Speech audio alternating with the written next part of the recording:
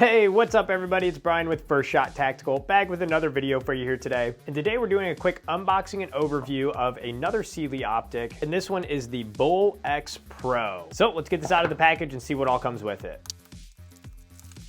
All right, got everything out. So as far as literature first, we have a warning on how to actually zero the optic using the turn dials. We have a card telling you about mounting it. You can see it has this lip on it and that you want to make sure that it's behind the ejection port on your slide. Otherwise, the shell casing will probably get stuck. You have the owner's manual here with all your goods on how to use it here. And then you also have a zeroing chart here. If you zero the optic for 5 yards, what your shots will look like. And if you zero it for 10, what your shots will look like.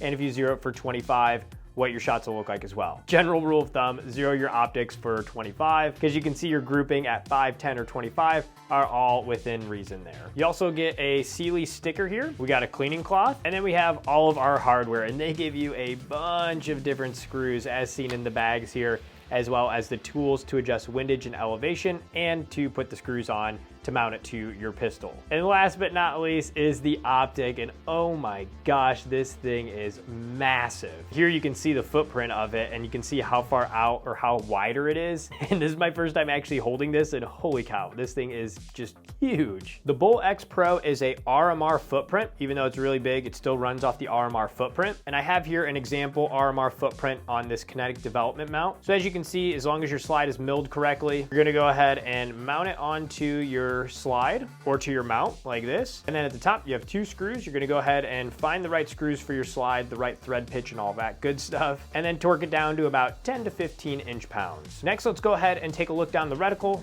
Well, let's take a look through this.